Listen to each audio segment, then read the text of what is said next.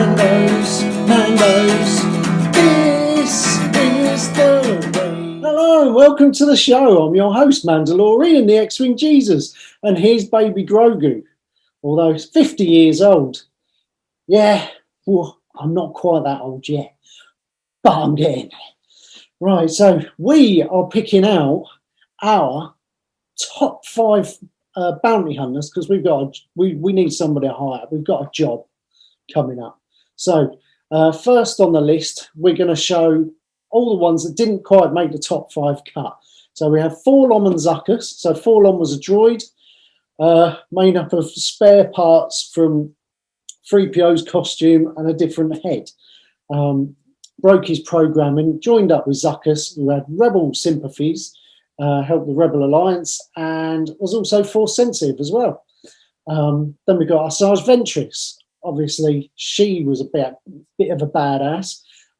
She was all over the place in the Clone Wars, joining both sides of the war there, but she was a bounty hunter briefly, and also a Darth Dooku, Count Dooku's apprentice as well. We've also got Cad Bane. He was really big in the Clone Wars. Nice, great big hat, big gunfighter, real had a big part to play in the Clone Wars there. Embo, don't know where he's from in the lore, but he's in Galaxy of Heroes game, like mobile phone game. He's a bounty hunter. He's like a bounty hunter super ninja. So he's got his big hat and he just throws it out. It's really cool. Anyway, then we've got Greedo, probably the most unsuccessful bounty hunter committed to Star Wars film. IG-11, so Din Djarin, he joined up with IG-11 to rescue this one, but obviously IG-11 had a different agenda there, quite luckily for Din Djarin. Yeah, it wasn't going to go good for you, mate. Then we have all 4 IG-88. So for those that didn't know, there was IG-88, A, B, C, and D. A became aware that these were like assassination droids or bounty hunter droids or something. Programmed wrong, became aware, killed his masters, downloaded his program into the other 3 models, and then they went out to earn their fortune and fame as well. More on that later. So then we have Dengar as well. So famously had a massive rivalry with Han Solo. And so that was through the Han Solo years. And then he gives up bounty hunting. We see him in the final film of the Skywalker saga in the bar. Then we've got Morello Evil. She was, he, I'm not quite sure. But again, it was in the Clone Wars, flying the YV-666. Quite a big part in there at one point, I think, in one of the series. And of course, we have the last on my list is Zam Wessel, which it didn't go well for that one either. She was killed off by Jango Fett, so she didn't blab about things. But there we go. So that is my little rundown of bounty hunters. There are others that I'm not going to go into because they're so minor. There is one, and that is Jado Kask. So when Boba got eaten by the Sarlacc, Jado Kask, basically he had Mandalorian armor, so he decided to paint himself up as Boba Fett. He impersonated Boba Fett for years, and in the end, Boba Fett got him when he got out of the pit. So he got his comeuppance, and he did that to basically command better fees for the jobs that he worked on. There we go. So next up is my top 5. Right, and here we are. We're on Camino for my number 5 choice. That's number 5, not that. For number 5 choice, it's raining outside. The weather's really bad. Camino. So it can only mean one thing, and that is Jango Fett.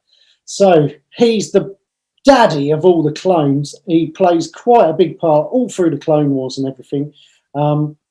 what can I say? Really, really good. He was a bit of a legend, as we see in The Mandalorian when Boba Fett's telling of his family and everything. Very impressive. Apart from Mace Windu ending that quite swiftly in the arena on Geonosis in Attack of the Clones. So Jango Fett, number 5. On to number 4 next. Right, and so my number 4, as you can see, this is a comic book character. Often he's hanging around on the Archangel with Dr. Aphra. It's Black Kjartan, or Xanten, or however you want to say that. I don't know. But he's really cool. He hangs around with Dr. Aphra because she owes him a load of money.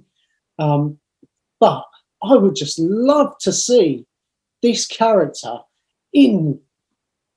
on the telly or in a film or something like that, because it'd just be so intimidating. He's a big, black-haired, Wookiee, pit-fighting bounty hunter.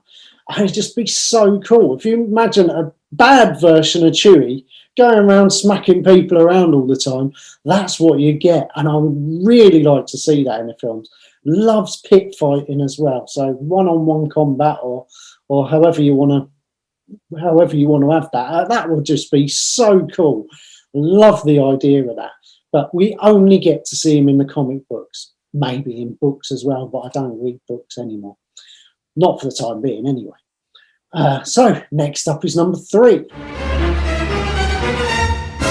Number 3. As you can see, I've had to move over because I can't get the background to shift.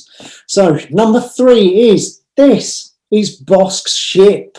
Now, Bosk is pretty major. He's a real badass in the comics, in the film. Well, in the films, you don't really get to see him. You just get to see him growling at an Imperial officer. But the thing is, he's just so cool. He skins Wookiees. That's pretty harsh thing to do, considering the size of a Wookiee as well. Like I just alluded to, because Black Kjartan, or whatever his name is, however you pronounce that, versus Bosk would be a fight. That would be so cool to see. Like I say, Bosk, he's got this great big ship, and it's like a torture skinning chamber and all sorts of stuff going on. But his name comes up in Solo as well, where they're talking about the job they're going to get. Tobias Beckett and the crew are going to go on to rob the train, and I can't remember her name. Damn. His female counterpart, she says we should have hired Bosk instead for this mission rather than stringing along Han Solo and Chewbacca. I did it again. Chewie. Anyway, that's my number 3. So, number 2, Din Djarin. And he's really excited about this because obviously it's his adopted dad. So, a bit of hero worship there for him. Anyway, we see at the start of The Mandalorian, we see Din Djarin hunting down bounties. And when we look, I can't remember the blue guy's name. Mithril? Mithril's his name. Anyway, when we see him capture Mithril and put him in the carbonite, we see that he's got carbonite stacked up.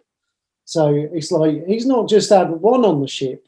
There's a load on that ship. He's unloading in that first episode. And we see he's a damn good bounty hunter because he's actually bringing them in. And when he talks to Grief Karga, Grief is trying to give him extra jobs to do. And when he goes, I want something that's high paying, and he goes off to get you. And that's how you two meet. So there we go. So there's a lot of reputation there for Din Djarin, even before we meet him in The Mandalorian. So that's why he is my number 2. And obviously he then goes off and does the mercenary job as well and all that crew. So there we go. Lots of history there, even before The Mandalorian starts. Next up is number 1. Hello, we're in the top spot now. And this is my top 5 countdown quickly. So we go Jango Fett, We're going to go Black Xanten. We're going to go Bosk. Then we've got Din Djarin. Number one can only be the master bounty hunter himself, Boba Fett, taught by his dad, cloned by his dad, or cloned of himself, that is his father figure. He's taught by Ura Singh after Django's defeated. So he's taught by his dad, by Django. He's then taught by Ura Singh, another awesome bounty hunter. We didn't quite make it into the top 5 as well. We see him in the films. Well, we see him in The Mandalorian, but we see him in Empire and Return of the Jedi. In Empire, the course of that film, we don't really see anything that he does. But over the span of that film, in the background, he goes to Bespin. He's tracked Solo there, or tracked the Falcon there. In the background of there, one of the IGs turns up. So there's 4 IGs, A, B, C, and D. One of the IGs turns up, and there's a scene where Chewie goes and finds 3PO's parts in with the Ugnaughts on Bespin, and you've got IG-88 leaning up against the furnace, and he's there because Boba Fett has done away with him. So they have had a little battle on Bespin. Later on, another one of the IGs tracks Boba Fett back to Tatooine, and to get vengeance for the other robot being dispatched, because what the IGs do is they upload all the time. They upload their program, so the other IGs know exactly what's going on. So they are essentially one program just in 4 different robots, and they keep downloading to other robots as well. IG again gets defeated by Boba Fett on Tatooine. Third one downloads himself into the Death Star in Jedi, and he's responsible for killing that freighter, and then it gets blown up as he becomes aware of what it can do. It gets blown up by the rebels. But enough of that. We're on to Boba. So Boba, he's gone up in the books and the comics. He's gone up against Vader. He's got a massive rivalry with Han Solo, especially around like Jabba's palace and all that, because they're all working for the same guy. It's just that Solo is a smuggler, and Boba is a bounty hunter, obviously.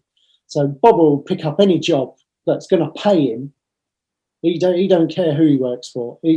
Whoever's paying, he will work for him. That's during Empire and Return of the Jedi. Who knows what he's going to be like in the books of Boba? But we see him again, how really good he is as in Slave One, his ship, and he's just awesome. And it was great to see him back in The Mandalorian, I hope. And then in them in credits where he's in Jabba's palace, and Bish Bash Bosh, he's now the leader of, he's got his own base and hideout. Who knows if he's got his own cronies and that. All right, Fennec Shandy's there, but who knows who he's going to attract or what he's going to be doing. That's going to be great to actually find out how he escaped from the Scarlac. Yeah, it's going to be awesome. And there you go. So Boba Fett is my number 1. It looks like we'll be hiring him, won't we? Yeah, you get on with him as well, don't you? Okay, there you go. Thank you for watching. It's been another good one. And this is the way. Please click like and subscribe. Mandos, Mandos.